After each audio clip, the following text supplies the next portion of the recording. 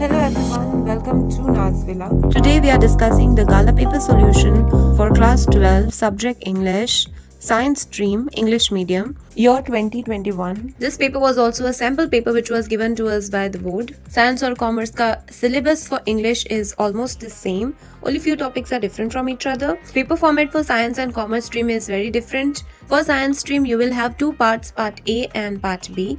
Part A will be 50 marks MCQ, lesson, poem, grammar, everything is included in this. Part B may lesson, question answer, grammar, and at last you have to attempt the writing section. As you know, all the questions you have to attempt compulsory to pass in English. ये part 1 है जिसमें हम सारे MCQ solutions करेंगे. इसके बाद मैं part 2 भी अपलोड करूंगी जिसमें question answer और बाकी सारे writing skill का solution होगा. अब देखो MCQ को कैसे सॉल्व करना है और and see if you are able to guess the correct answer or not. Now let's start with the MCQ solutions. Solve करते हुए हमारे सारे ग्रामर और लेसन्स दोनों रिवाइज भी होते जाएंगे. First one, M. Hamel believed that his students' parents were not anxious enough to have their children learn and preferred to put them to work as to have dash. You have four options. यहाँ पे work की बात की गई है तो it's obviously a little more money. Plus you will get this line on page number 5, chapter number 1, the last lesson. Second one. According to M. Hamel, the French language was the most beautiful language in the world. Dash. That must be guaranteed and never forgotten. इसका answer भी हमें text book में ही मिल जाएगा. A. The simplest, the most logical. B. The clearest, the most logical. C. The soundest, the most reasonable. D. The clearest, the most interesting. So the answer to this is B. The clearest and the most logical. You will get this line in the first chapter, page number 7. First paragraph में ही मिल जाएगा तुम्हें. For MCQ solution, there is no trick to solve it. The only thing you have to do is read the textbook and know your chapters. जो textbook में दिया हुआ है वही answer होगा. Question number 3. France noticed that the pigeon cooed dash while the class was on.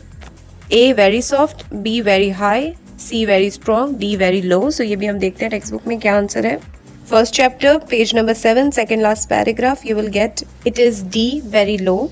Fourth one, while the France means dash. ये lesson में already explain कर चुकी हूँ, ये line भी explain कर चुकी हूँ मैं.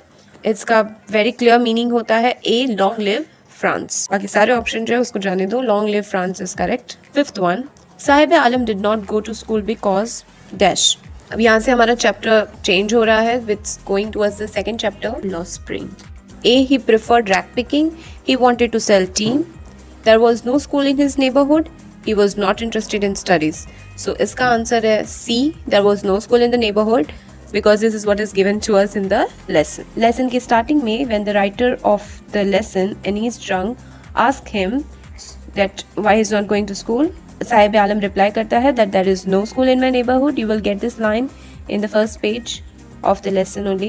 Question number 6. Simapuri is a place on the periphery of dash yet miles away from it. The option given to us are A. Delhi, B. Amritsar, D. C. Gurgaon, D. Chandigarh.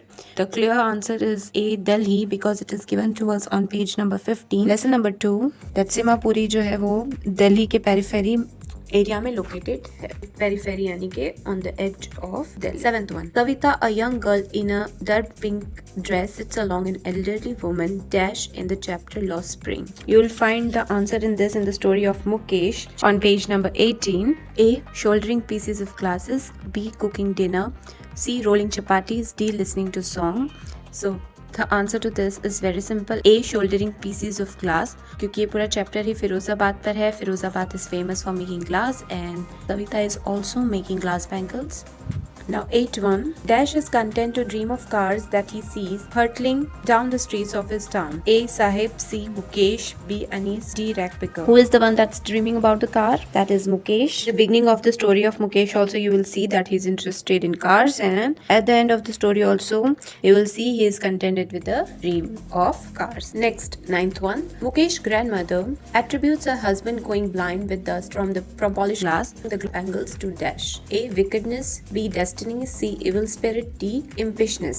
तो इसमें answer जो है same second chapter lost spring जिसमें Mukesh grandmother says it is his karma his destiny on page number 17 and that's how we get the answer B destiny. इतने hard नहीं है MCQ काफी easy है. आई होप एग्जाम में भी ऐसे इजी एमसीक्यू आए तो हम आराम से सॉल्व करें. 10th one, Douglas introduction to the YMCA swimming pool revived dash. So A, pleasant memories and childhood fantasies. B, unpleasant memories and childhood fantasies. C, pleasant memories and childhood fears. D, unpleasant memories and childhood fears. So with this question, 10th one, we are moving towards our chapter number 3, that is Deepwater by William Douglas. So I'll tell you where it is D, unpleasant memories and childhood fears. इसका answer हमें page number 25 पे मिल जाएगा।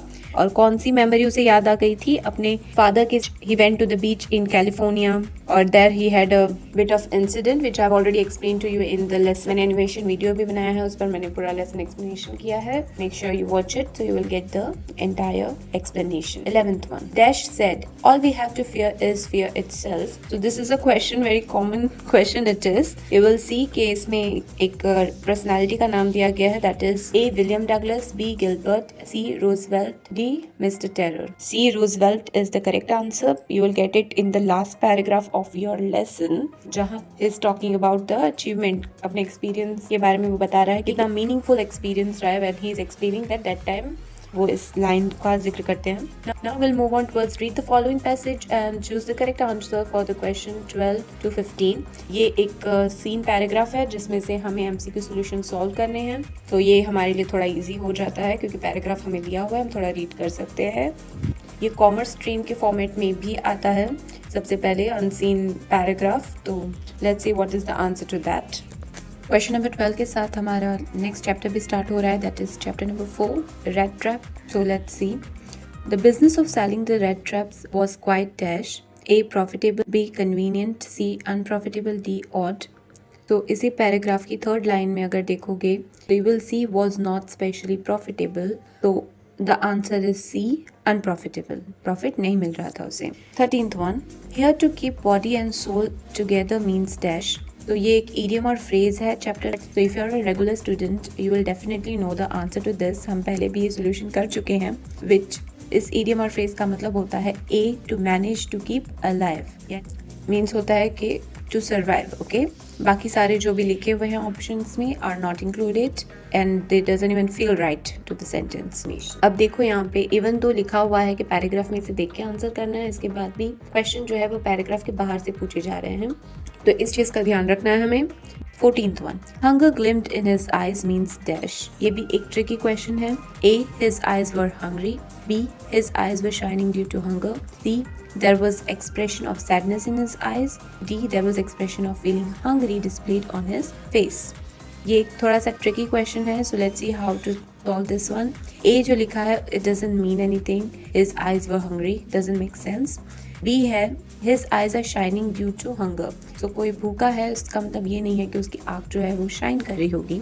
Okay, so that is also not the answer क्योंकि you know eyes doesn't shine because of hunger.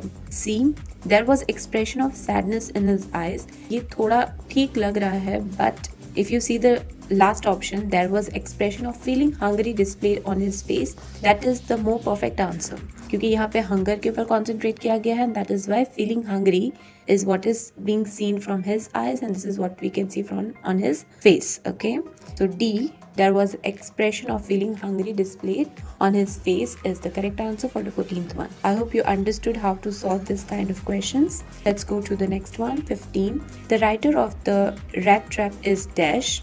अब इसके लिए कोई दिमाग लगाने की ज़रूरत नहीं है.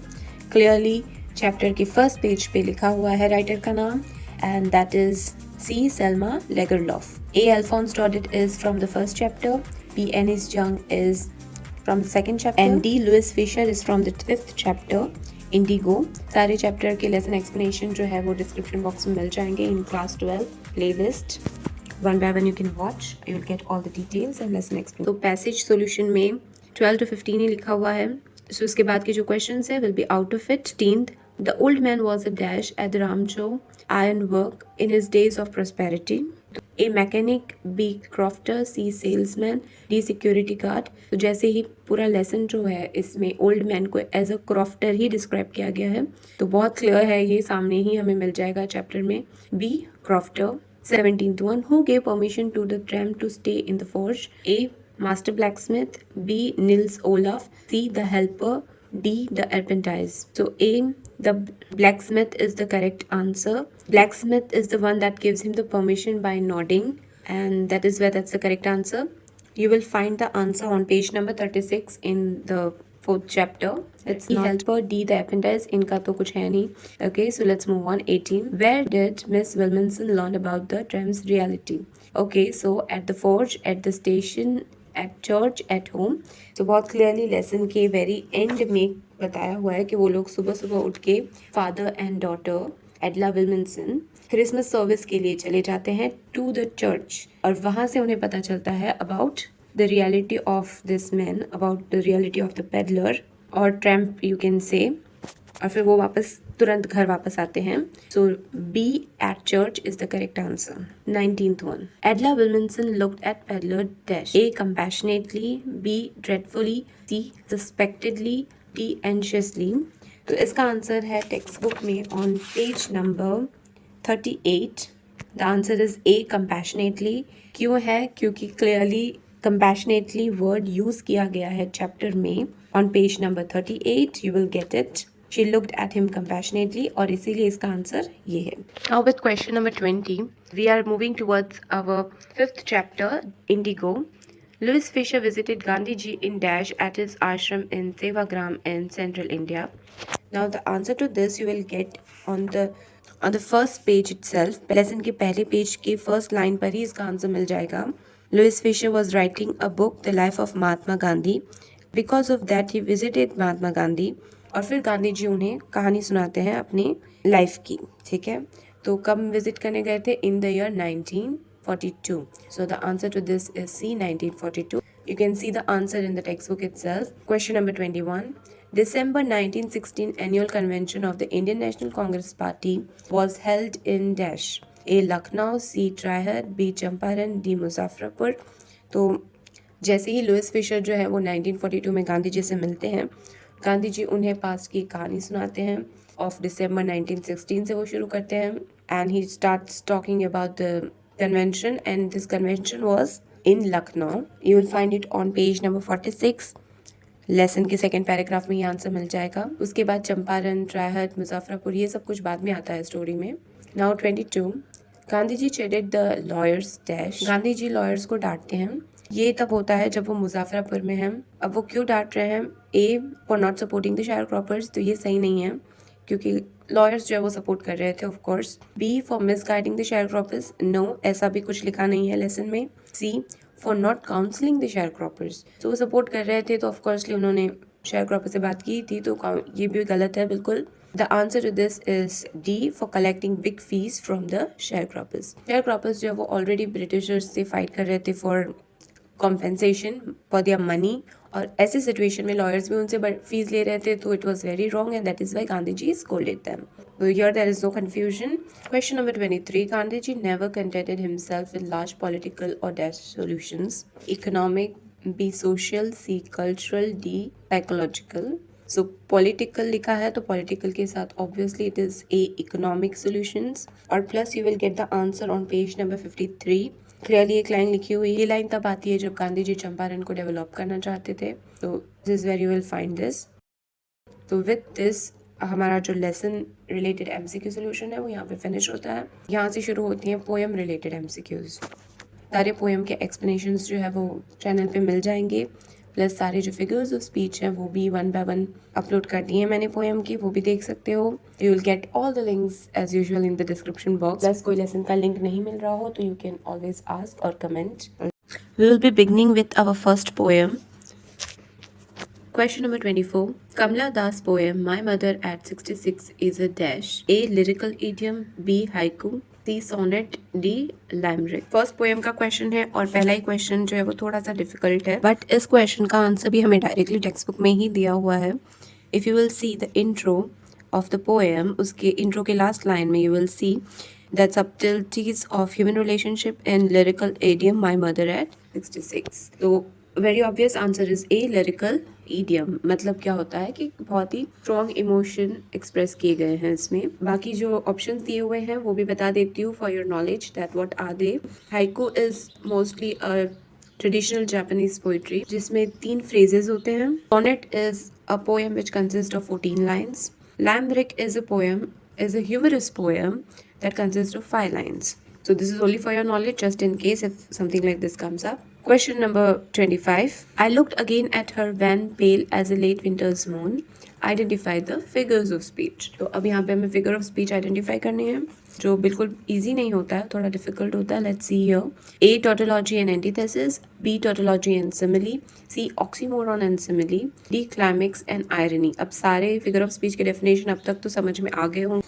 पहले तो हम ये आइडेंटिफाई करेंगे when और pale दोनों वर्ड्स के मीनिंग सेम होते हैं. उसके बाद भी 2 बार फिर भी दोनों को यूज़ किया गया है unnecessary, तो that is tautology. Similar words having same meaning. दूसरा है you can see as a late winter's moon. Mother को डायरेक्टली विंटर मून के साथ कंपेयर किया गया है by using the word of comparison as as, क्योंकि विंटर मून की तरह मदर जो है वो भी बहुत पेल और वैन है. Okay, and that is why the answer is B, tautology and simile. बाकी सारे फिगर ऑफ स्पीच के डेफिनेशन देखने हो तो you can visit the channel, you will find there. Number 26. The paper seeming boy with red eyes means the boy is dash. A. Sly and secretive. B. Unpleasant looking. C. Thin, hungry and weak. D. Ill mannered. अब ये 26 question जो है वो हमारा second poem से है, elementary school classroom in a slum, जहाँ पे वो बॉय की बात की गई है. तो ऑब्वियसली पोएम के कॉन्सेप्ट के हिसाब से A, B और D के जो ऑप्शंस है वो बिल्कुल अप्लाई नहीं होते हैं. हमारा जो सही ऑप्शन है वो है C, thin, hungry and weak. यानी बहुत paper seeming boy means paper जितना पतला है लड़का, बहुत ही हंग्री है, बहुत ही वीक है. Number 27. Who can bring a change in their lives of children living in slum and studying in an elementary school? Again same poem, an elementary school classroom in a slum. इसका answer जो है वो last paragraph में मिल जाएगा. Poem के ही last paragraph first line में देखो. A. Governor, Inspector, Visitor. B. Visitor, Doctor, Inspector. C. Governor, Doctor, Donor. D. Donor, Inspector, Visitor. तो Visitor, ये बस हमें कंफ्यूज करने के लिए वर्ड के साथ प्ले किया गया है ऑप्शंस में, पर A is the correct answer. Okay, Governor, Inspector and Visitor.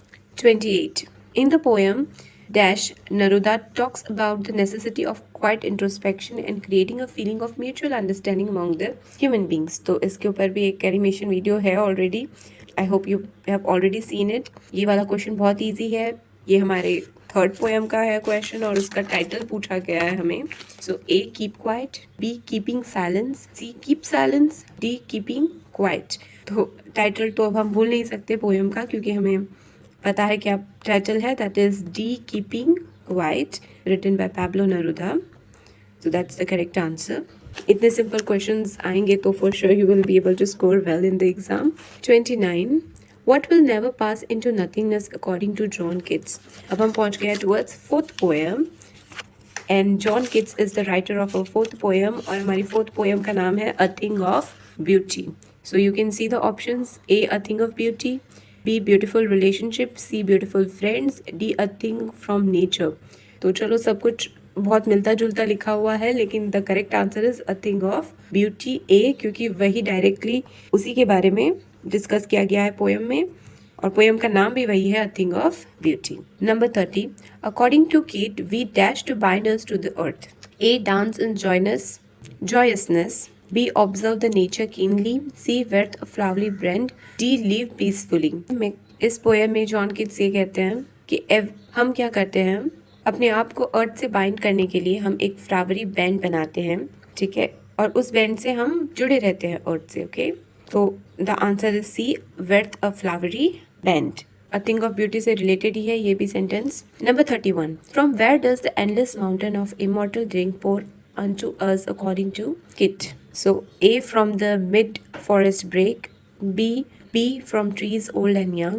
C. from the green world. D. from the heavens brink. तो इसी पोएम के लास्ट लाइन को देखोगे, pouring onto us from the heavens brink, ऐसा इस sentence से and होती है पोएम. तो correct answer is D. from the heavens brink. Heaven के कॉर्नर से ये जो इमॉर्टल ड्रिंक है वो पोर हो रही है. Okay, Now we are moving on towards read the following stanza and choose the correct options. So यहाँ पे stanza दिया हुआ है, but ऐसा भी हो सकता है कि stanza से बाहर के questions भी पूछे जाएं. For commerce stream students, there will be a stanza comprehension for you too, but stanza comprehension, poem stanza comprehension जो होगा वो scene होगा. According to the paper format, option MCQ में नहीं होगा. It will be in the form of question. For commerce students. Science students के लिए MCQ में ही आएगा, stanza comprehension B. So let's read now. Number 32, a roadside stand is erected for dash. अब हम with the question we can come to know poem change हो गई है. फिफ्थ पोएम की बात की गई है. A roadside stand क्यों रखा गया है उसे? A, earning money, B, attracting the people, C, gaining sympathy, D, stopping traffic. So none of it is making sense. Only A, earning money is correct. क्यों रखा गया है रोड साइड स्टैंड को? पैसे कमाने के लिए, just to earn money. Number 33, a roadside stand that too pathetically pled. Identify the figures of speech. Again, we have a figure of speech. We have to identify one. So we'll see the options first. A, pun. B, personification. C, paradox. D, euphemism. So यहाँ तो एक ही दिख रही है हमें. हमने already इस poem की फिगर ऑफ स्पीच सारे डिस्कस कर ली है. लास्ट वीडियो उसी का अपलोड हुआ था. इसमें फिगर ऑफ स्पीच क्या है वो इजीली आइडेंटिफाई कर सकते हो. The answer is B, personification. एक non-human चीज roadside stand को एक क्वालिटी दी गई है लीड करने की, which is a human quality. That is why it is personification. Number 34, who are referred to as bright topaz denizen of A World of Green by Adrienne Rich. So with number 34, we can come to know we are on the last poem. That is Aunt Jennifer's Tiger, written by Adrienne Rich. A, giraffe. B, leopard. C, cats. D, tigers. So Aunt Jennifer's Tiger, that is the title of the poem. तो obviously वहाँ पे किसकी बात की गई है? Tiger की बात की गई है. और उस एक टाइगर को कंपेयर किया गया है विथ अ येलो टोपाज, यानी एक येलो शाइनी स्टोन है, उसके साथ कंपेयर किया गया है. Number 35, in her poem एड्रीन rich addresses the dash of married life a woman experiences. Intro से भी कभी कभी क्वेश्चंस पूछे जाते हैं, तो मेक श्योर कि पोएम का इंट्रो भी थोड़ा रीड कर लो. ये आंसर भी हमें पोएम के इंट्रो में मिल जाएगा. In the very last line of the intro, you will see the answer is C, constraint of married life of a woman experiences. So means limitations, restrictions. With this, we end our poem solution. और इस तरह से अगर poem related question या MCQ आएंगे तो I hope you will be able to solve it. Now we are moving on towards grammar. Total 50 MCQs है. तो अब देखते हैं ग्रामर में क्या questions है. डू एज डायरेक्टेड में कुछ चीज़ें ध्यान रखनी है. Firstly, meaning of the sentence not change. Second, tense of the sentence should also not change unless it is mentioned. Okay, तो मतलब नहीं बदलना है और टेंस भी नहीं बदलना है. Number 36, the stranger made no attempts to dissimulate. Choose the correct affirmative. Now here we have to make the sentence affirmative. If you have seen the video, you have already know the rules. You have to take out no from the sentence. A, the stranger made every attempt to dissimulate. नहीं हो सकता ये, क्योंकि meaning ही change हो रहा है. No attempt का every attempt कर दिया है, सो इट्स टोटली रॉन्ग, मतलब चेंज हो गया. B, the stranger refrained from making any attempt to dissimulate. तो ये हो सकता है. C, the stranger made all attempts to dissimulate. तो क्वेश्चन, तो sentence is the stranger made no attempts, और यहाँ पे लिखा गया है that stranger made all attempts, तो ये भी बिल्कुल नहीं है. सी is also cancelled. D, the stranger refrains from making any attempt to dissimulate. तो C, B और D सही लग रहा है, लेकिन D जो है वो कैंसिल हो जाता है because tense of the sentence देखो MAD मेड लिखा है, मीन्स सेंटेंस जो है वो पास्ट टेंस में है, लेकिन यहाँ पे रिफ्रेन्स लिखा हुआ है, मीन्स वो सेंटेंस प्रेजेंट है. So the correct answer is B, the stranger refrained from making any attempt to dissimulate. I hope you also got this answer correct. 37, the place was quiet. Choose the correct interrogative sentence. तो इस sentence का मैंने interrogative का rule मैं first one में भी बता चुकी हूँ. एजर्टिव से इंटरोगेटिव बना रहे हैं. सेंटेंस जब चेंज करते हैं तो नॉट आता है. अगर क्वेश्चन में सेंटेंस में नॉट नहीं है तो हम इंटरोगेटिव में नॉट रखेंगे. अगर एजर्टिव ने नॉट है तो इंटरोगेटिव बनाते वक्त हम नॉट को हटा देंगे. तो अब यहाँ पे देखते कौन सा सही है. A, wasn't the place quite. ठीक है, सही लग रहा है. B, isn't the place quiet. अब isn't तो नहीं होगा क्योंकि was लिखा है और सेंटेंस यहाँ पे is दिया हुआ है. टेंस ऑफ द सेंटेंस है, तो बी तो पहले ही कैंसिल हो चुका है. सी, didn't the place become quiet.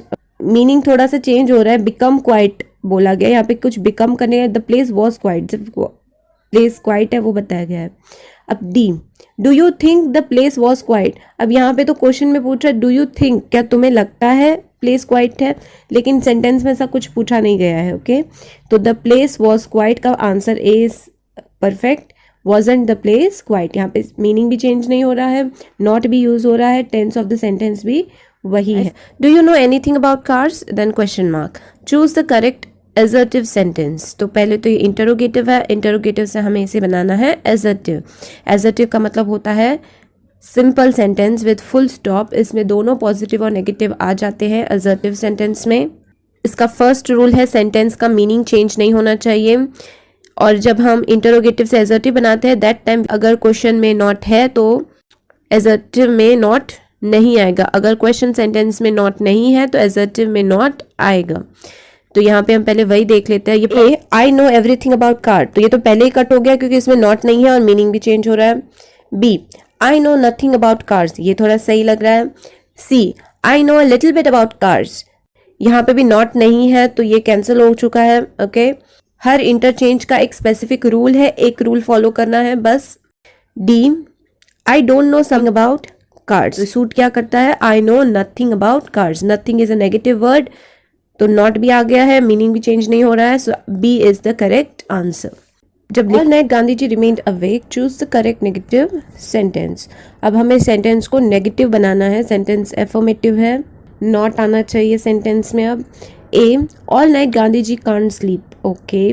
B all night Gandhi ji avoided to remain awake. तो अब हमें सेंटेंस को नेगेटिव बनाना है लेकिन बी वाले में कहीं पर भी नेगेटिव वर्ड ही नहीं है तो हम इसे कैंसिल कर देते हैं क्योंकि ये नहीं होगा. All night Gandhi ji did not sleep. Okay ये ठीक लग रहा है. All night Gandhi ji remained asleep, तो रिमेन्ड अवेक और यहाँ पे उल्टा कर दिया गया remained asleep. So meaning change हो रहा है तो बी और डी तो बिल्कुल भी नहीं है. ए और सी में से सी इज द करेक्ट आंसर. क्यों? क्योंकि देखो ई डी लगा हुआ है. मैंने पहले ही बताया है तुम्हें कि सेंटेंस में tense of the sentence change नहीं होगा तो ई डी लगा हुआ है तो यहाँ पर भी डिड नॉट स्लीप ही सही आंसर है. टेंस भी देख लिया करो, रूल जो है वो भी देख लिया करो. रिमेन अवेक है तो यहाँ पे ऑपोजिट वर्ड से चेंज किया गया है, समटाइम्स किसी और तरह से चेंज किया जाता है. ओके ये सारी stared at the girl in boundless amazement. Choose the correct exclamatory sentence. तो ये एजर्टिव से हमें एक्सक्लेमेटरी बनाना है. एक्सक्लेमेशन मार्क होना चाहिए सेंटेंस में. A what only in boundless amazement is stare at the young girl. ये वाले सेंटेंस में व्हाट नहीं आएगा क्योंकि देखो हम बोलेंगे कि कैसे घूर रहा है वो. अगर हम बोलेंगे तो कैसे और क्या में फर्क है. So that is why what नहीं आएगा. B oh in boundless amazement is stared at the young girl, ये थोड़ा हो सकता है, देखते हैं आगे. How only in boundless amazement stared ही at the young girl. How only in boundless amazement ही stared at the young girl. तो डी जो है वो सही है क्योंकि how only in boundless amazement ही stared at the young girl. Sentence का फॉर्मेशन इस तरह से होता है. ओके स्टेयर्ड ही ऐसा नहीं होता फॉर्मेशन, ये गलत फॉर्मेशन है. बी आंसर जो है वो नहीं होगा क्योंकि हमारे पास डी है वो सबसे ज़्यादा फिट हो रहा है आंसर को. How only in boundless amazement he stair at the young girl. Question number 41 how frighten I was exclamation mark. Choose the correct adjective. तो अब हमें यहाँ से एक्सक्लेमेशन मार्क हटाना है, सेंटेंस को एक सिंपल सेंटेंस बनाना है. If you have seen the video, you already know how to change it. I was very frightened. तो A थोड़ा सही लग रहा है. Let's see the next one. I am hardly frightened. So hardly नहीं आएगा क्योंकि I am hardly frightened का मतलब होता है कि मैं frightened नहीं हूँ. Okay? So मतलब ही चेंज हो जाता है तो ये आंसर गलत है. B is wrong. C I did not get frightened. Again meaning change हो रहा है. Did not get frightened लिखा गया है. So C is also not the answer. I was not frightened at all. ठीक है D में भी यही सेम चीज़ है. ऐसा I was not frightened कहा गया है. तो ऑटोमेटिकली B C और D कैंसिल हो जाते हैं. हमारा सही आंसर है A I was very frightened. Select the correct synonym for solemn. A sober, B serious, B humorous, D gentle. तो इसका करेक्ट आंसर A और C दोनों हैं.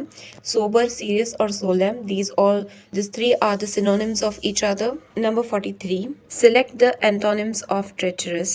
Treacherous का मतलब होता है धोखा देना. Deceitful, traitorous, risky. They all having the same meaning. Only A safe is opposite of traitorous. तो A is the correct answer. देखो इस तरह के क्वेश्चंस भी पूछे जाते हैं. सिनोनिम्स एंटोनिम्स वर्ड्स भी बहुत हार्ड सिलेक्ट किए जाते हैं. 44 I looked up from my dash. This is a fill in the blanks. So the correct is I looked up from my right. I looked up from my written. I looked up from my writing, I looked up from my wrote. तो सबसे ज़्यादा जो सही बैठता है sentence में वो है B, writing, and that's the correct answer. Number 45. Dash he got out of an old pack of cards. A, finally. So finally he got out an old pack of cards. Finalize, he got out an old pack of cards. Finalist, he got out an old pack of cards. Final, he got out an old pack of cards. So the correct answer in this one is A, finally. Finally, he got out an old pack of cards. Number 46. Gandhiji dashed to go first to Muzaffarpur, which was en route to Champaran. So यहाँ पर भी fill in the blanks है. Let's see which one suits. Gandhiji decide to go to Muzaffarpur. Gandhiji decision to go to Muzaffarpur. Gandhiji decisive to go to Muzaffarpur. Gandhiji decided to go to Muzaffarpur. So the correct answer in this is D, decided, because that is the only one that suits correctly in the sentence. क्योंकि past tense में sentence है, was लिखा हुआ है, so decided is correct. 47. The iron master assumed that he felt embarrassed because of his dash clothing, miserly clothing, miser clothing, miserable clothing, miserably clothing. So the correct answer is B, miserable clothing, क्योंकि वही suit करता है और अगर text book में भी ढूंढोगे तो तुम्हें आंसर मिल जाएगा. Miserable is the correct answer. Do you preach words then a person? ये हम ऑलरेडी सॉल्व कर चुके हैं. ये सेंटेंस हमने I think do as directed पर जो लाइव स्ट्रीम की थी उसमें ही किया था. ये choose the correct positive degree. Degree में 3 होते हैं, पॉजिटिव, कंपैरेटिव एंड सुपरलेटिव. तो अब यहाँ पे हमें पॉजिटिव डिग्री चूज करनी है. तो देखते हैं इसका आंसर क्या है. First one, A, a person does not teach as bad as you. Okay. B, a person does not preach as worse as you. तो अब यहाँ पे फर्स्ट तो पॉजिटिव डिग्री के बारे में बोला गया है. वर्स तो नहीं आएगा क्योंकि वर्स पॉजिटिव डिग्री नहीं है, वर्स कंपैरेटिव डिग्री है. Okay. Bad, worse, worst. Okay. तो वर्स्ट भी नहीं आएगा, वर्स भी नहीं आएगा, सेंटेंस में आएगा bad. Third one, you do not preach as bad as a person. So you do preach का यहाँ पे डू नॉट कर दिया गया है, तो मतलब चेंज हो चुका है सेंटेंस का कि तुम पर्सन से बुरा टीच नहीं करती, लेकिन यहाँ पे तो बोला गया ना कि टीच कर रहे हो पर्सन से बुरा. तो सी भी नहीं आएगा, कैंसिल हो चुका है. D, you do not preach as worse as a person. So वापस वही as worse as a person, वापस वही वर्स यूज किया गया है वर्ड. वर्स जो है वो कंपैरेटिव डिग्री है, यहाँ पे पॉजिटिव की बात की गई है, तो वर्स भी कैंसिल हो जाता है. तो हमारे पास सिर्फ एक ही आंसर बचता है. A person does not as bad as you. तो यहाँ पे as bad as normally use किया जाता है एंड यहाँ पे so is the correct answer. Okay. What is meant by this? Choose the correct active voice. Active passive voice बहुत hard होता है, स्पेशली जब इंटरोगेटिव सेंटेंस पूछा जाता है. बट इसमें हम क्या देखेंगे, इसके बहुत सारे रूल्स होते हैं. देखते हैं इसमें क्या आंसर निकल के आता है. First one, what do you mean. तो ये तो पहले फर्स्ट कैंसिल ही हो जाएगा क्योंकि इसमें यू लिखा हुआ है और सेंटेंस में कहीं पर भी यू नहीं है. Okay. What is meant by this, this का पूछा गया है, नॉट यू के बारे में पूछा गया है. ओके. तो first is cancel. Second, what was the meaning of this. अब सेकेंड भी यहीं पे कैंसिल हो जाता है. इज लिखा हुआ है, व्हाट इज, और यहाँ पे वॉज कर दिया है, यानी टेंस ऑफ द सेंटेंस भी चेंज कर दिया है. डू एज डायरेक्टेड में tense of the sentence change नहीं होगा, सिर्फ डायरेक्ट से इनडायरेक्ट करते हैं ना हम, वो इन्वर्टेड कॉमर्स वाला, उसी में tense of the sentence change होता है. What does this mean. Okay, ये थोड़ा सही लग रहा है. C, what did you mean by this.